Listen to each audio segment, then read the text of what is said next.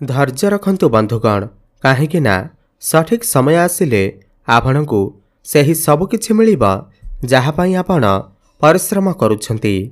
नमस्कार बंधुगण, आपण मानंकु आमर ही चैनल को स्वागत।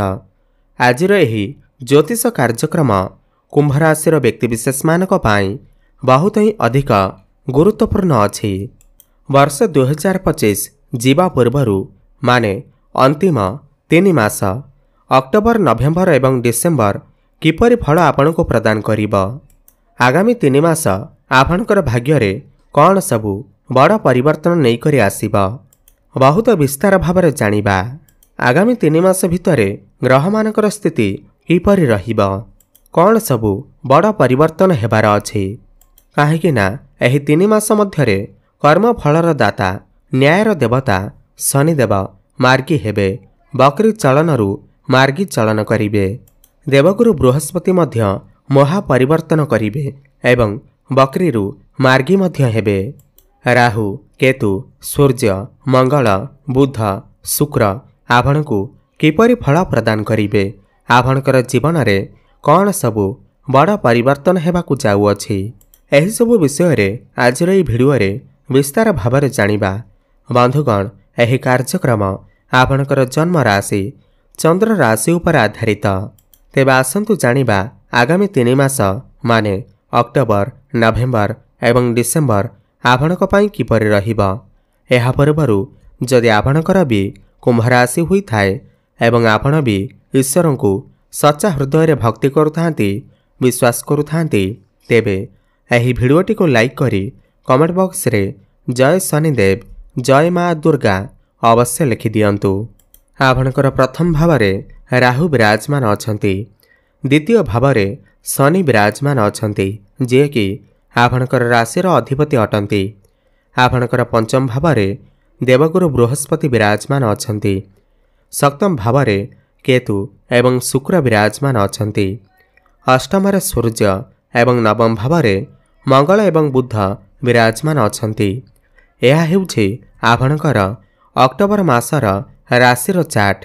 सबुठु प्रथमे आपणकर राशिर स्वामी शनिदेवंक ठारु आरंभ करिबा। बंधुगण, आपणकर राशिर स्वामी शनिदेव अटंती एवं शनिदेव आपणकर द्वितीय भाव में विराजमान अछंती, धनर भाव में विराजमान अछंती। वर्तमान शनिदेव बकरी चलन करुछंती, किंतु नवेम्बर को शनिदेव बकरीरु मार्गी चलन करिवे। 28 नवेम्बर पर्यंत शनिदेव बकरी अवस्थार अछंती। तो 28 नवेम्बर पूर्वरु आपण जहाँ भी किछि बड़ करिबाकु चाहुचंती ताहा आपणकर वैवाहिक जीवन को हेउ, आपणकर प्रेम जीवन को नहीं हेउ, आपणकर क्यारियर व्यापार वाणिज्य को नहीं हेउ, शिक्षा क्षेत्र को नहीं हेउ, किंबा आपण किछि बड़ कार्य करिबाकु जदि आपण चिंता करिसंती तो वर्तमान 28 नवेम्बर पर्यंत आपण टिके धैर्य रखंतु, भाविचिंती समस्त कार्य करंतु, तरबरा होई कौनसी निष्पत्ति नियंतु नाही। किंबा आपण काहा सहित भी कौनसी बड़ काम विषय कथा हेउछंती, किंबा पर्सनाल कथा हेउछंती, किंबा कौनसी मीटिंग रा अटेंड करूछंती तो आपण आपणकर बाणी उपरे टिके नियंत्रण रक्षा करंतु, काहाकू अपशब्द कहंतु नाही। काहेकिना शनिदेव आपणकर द्वितीय भाव में बकरी अवस्थार अछंती। द्वितीय भाव बाणीर भाव मध्य होई थाए। आपणकर बाणी रे टिके कटुता आसी पारे। केबे केबे एमिति होई थाए आपण जल्दीबाजी रे माने तरबर होई काहाकू किछि एमिति कथा कहि देई थांती, किंबा एमिति जिनिस करि देई थांती जहा परवर्ती समय रे आमको पश्चाताप होई थाए, मन दुख होई थाए। तो आपणको एथिप्रति टिके ध्यान देबार अछि एवं तरबर होई कौनसी निष्पत्ति नेबार नाही। एवं शनि द्वितीय भाव में थिबारु आपण किछि एमिति जिनिस क्रय करि पारंती जहा दीर्घ दिन धरी आपण मनरे भाबिथिले ताहा मध्य क्रय करि पारंती। कौनसी लौह जातीय जिनिस क्रय करि पारंती, कौनसी जानवाहन क्रय करि पारंती, बाइक कार आदि क्रय करि पारंती, किंबा कौनसी मेसिन जातीय जिनिस मध्य क्रय करि पारंती जेउथिरे लुहा थिबा, किंबा आपण आपणकर घर पई किछि बड़ जिनिस मध्य क्रय करि पारंती। वर्तमान आपणकर राशि रे शनिकर 7.5 अंतिम चरण चालू अछि। शनि आपणकर चतुर्थ भाव, अष्टम भाव एवं एकादश भाव को दृष्टि देउछंती। चतुर्थ भाव आपणकर मातांकर भाव होई थाए। तो आपणकर मातांकर बैक पेन आंठुगंठी भली समस्या पादर किसी समस्या देखा दे पारे मांकर गोईठीरे किसी समस्या देखा दे पारे किछि ना किछि हाड़ संबंधित समस्या देखा दे पारे एमिति किछि होई पारे सेथिपई आपणकर मांकर स्वास्थ्यर जत्न नियंतु 28 नवेम्बर पर जेतेबेले शनिदेव बकरी मार्गी चलन करिवे तो आपणकर समस्त समस्या धीरे धीरे दूर हेबा। सबुठु प्रथमे तो आपणकर जहाँ भी किछि बैंक बैलेंस अच्छी इनकम अच्छी सेथिरे ग्रोथ आसीबा आरंभ होई जिवो। आपण पैसा किछि संचय करिबा आरंभ करिवे। डेली इनकम मध्य आपणकर बढ़िबो।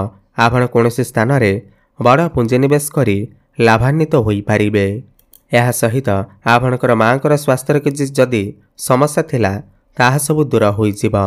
शनि जेतेबेले मार्गी हेबे तांकर आग घरर फल देबे माने तृतीय भावर फल मध्य प्राप्ति हेबो। जो माने ऑनलाइन काम करुछंती डिजिटल मार्केटिंग काम करुछंती सेमानकु सफलता प्राप्ति हेबो। जो माने फाइनेंस क्षेत्र रे अछंती सेमानकु सफलता प्राप्ति हेबो। आपणकर बहुत अधिक ट्रैवलिंग होई पारे। आपण बहुत अधिक छोट मोट जगह को यात्रा करि पारंती। आपणकर साहस पराक्रम मध्य बढ़िबो। आपणकर बाणी रे मधुरता आसीबो।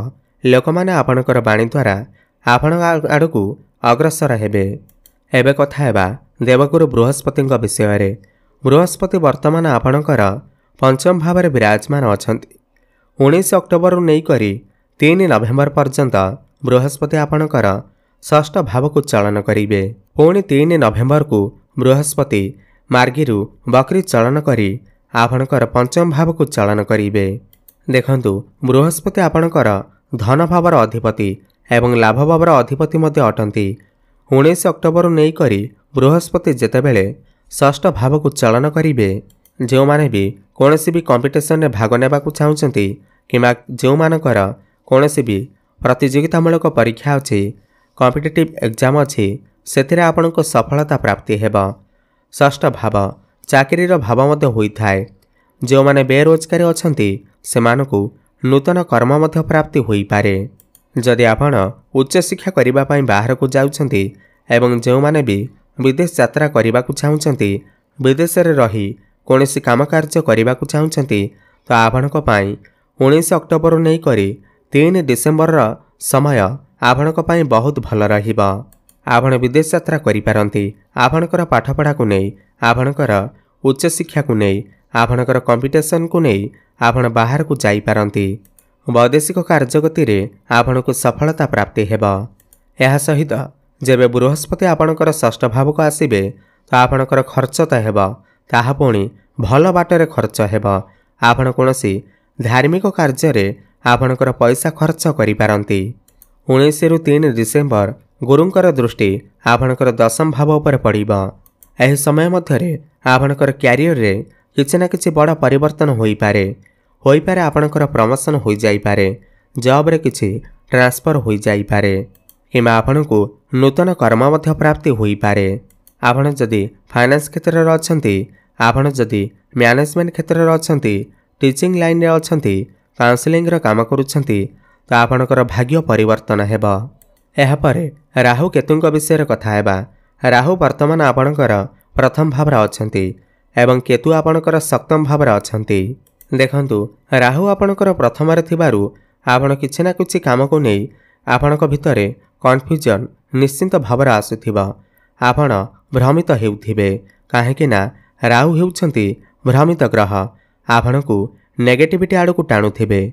रिलेशनशिप रे नेगेटिविटी आपण जदि पाठ पढुछंती सेठारे मध्य नेगेटिविटी आपणक भितरे नेगेटिव भावना आसी पारे। सेतिपय आपण बहुत अधिक चिंता करंतु नाही भ्रमरे रुहंतु नाही नहले समस्या रे पड़ी पारंती। एवं केतु सप्तम रे अछंती एहा आपणकर वैवाहिक जीवन रे मध्य समस्या आनी पारे। आगामी 3 मास आपण टिके आपणकर वैवाहिक जीवन उपरे विशेष ध्यान रखंतु। आपण दुई जनक भितरे तालमेल ठीक रखंतु अंडरस्टैंडिंग भल रखंतु एवं संपर्क को मजबूत बनैबा को चेष्टा करंतु। एवं शुक्र आपणकर 2 नवेम्बर ठारू पूरा नवेम्बर मास जाक आपणकर भाग्य भाव रे नवम भाव रे चलन करिवे तो नवेम्बर मासटी आपणक पई सबठारु उत्तम फल प्रदान करिबा। पूरा वर्ष भितर नवेम्बर मासटी एमिति एक मास अटे जेउथिरे आपणकर भाग्य बदली पारे। एही नवेम्बर मासरे भाग्य आपणकर पूर्ण मात्रा साथ देव। आपणकर गृह कौनसी शुभ मांगलिक कार्यर आयोजन होई पारे। आपण को कौनसी ना कौनसी बड़ खुशी खबर मध्य प्राप्ति होई पारे। आपण किछि भूमि प्रॉपर्टी जमीबाड़ी इत्यादि क्रय करि पारंती। नूतन जानवाहन क्रय करि पारंती। आपण किछि बड़ कार्यर आरंभ करि पारंती। बड़ इन्वेस्टमेंट मध्य करि पारंती एवं आपणकर प्रेम जीवन मध्य सफलता प्राप्ति हेबा। संतान सुख मध्य प्राप्ति हेबा। जो नूतन दंपति माने संतानर आशा रखिथिले सेमानको संतान सुख प्राप्ति होई पारे एवं जो मानकर विवाह बयस होई जाइछे सेमानकर घर को विवाह प्रस्ताव आसीबा सहित विवाह फाइनाल मध्य होई पारे। शेयर मार्केट स्टॉक मार्केट एवं ट्रेडिंग रे काम करुथिले आपनको आकस्मिक धन मध्य प्राप्ति होई पारे। एबे जानिबा किछि उपाय विषय रे जाहाको करिबा द्वारा आपणकर जहाँ भी किछि समस्या रहुअछि ताहा दूर होई पारिबा। सबुठु प्रथमे तो आपण शनिकर बीज मंत्र जप अवश्य करंतु। ओम प्रांग प्रिंग प्रंग सह शनिश्चराय नमः 108 थर प्रत्येक दिन जप करंतु। शुभ फल प्राप्ति हेबा। प्रत्येक दिन संध्यारे हनुमान चालीसार पाठ करंतु एवं प्रत्येक दिन सूर्य को जलार्घ्य अर्पण करंतु। शुभ फल प्राप्ति हेबा सहित आपणकर भाग्य रे उन्नति आसीबा। धन्यवाद।